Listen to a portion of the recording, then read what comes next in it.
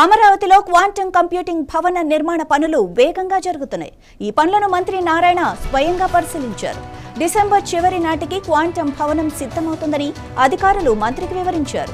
వచ్చే ఏడాది జనవరి 1 నాటికి అమరావతిలో క్వాంటం కంప్యూటింగ్ కేంద్రం కార్యకలాపాలు మొదలు పెడుతుందని సీఎం చంద్రబాబు నాయుడు గతంలోనే ప్రకటించారు.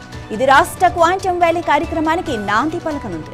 అమరావతిని దక్షిణాసియాలోనే మొదటి క్వాంటం వ్యాలీగా తీర్చిదిద్దాలని రాష్ట్ర ప్రభుత్వం లక్ష్యంగా పెట్టుకుంది.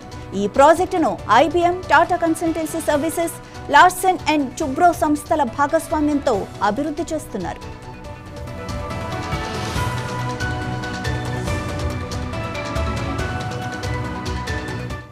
ఈ క్యాపిటల్ సిటీ ఏదైతే ఉందో, ఈ యొక్క క్యాపిటల్ సిటీని గవర్నర్ ముఖ్యమంత్రి గారు ఇది ఒక నాలెడ్జ్ హబ్గా, ఈ రాష్ట్రంలో దీన్ని ఒక నాలెడ్జ్ హబ్గా చేయాలని దీని వారు ఏ విధంగా అయితే తెలంగాణ హైదరాబాద్ నగరాన్ని ఐటీ హబ్గా చేశారో అదేవిధంగా చేయాలనే ఉద్దేశంతో క్వాంటమ్ వ్యాలీ క్వాంటమ్ కంప్యూటర్ని ఇక్కడ ఎస్టాబ్లిష్ చేసి దీని ఒక క్వాంటమ్ వ్యాలీగా దీన్ని నామకరణం చేయడం జరిగింది.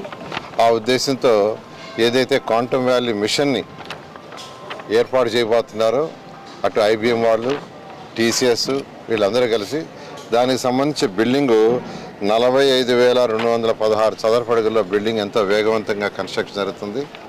మేజర్ స్ట్రక్చర్లో మేజర్ పార్ట్ కంప్లీట్ చేశారు. అయితే ఈ బిల్డింగ్లో కొన్ని స్పెషాలిటీస్ ఉన్నాయి.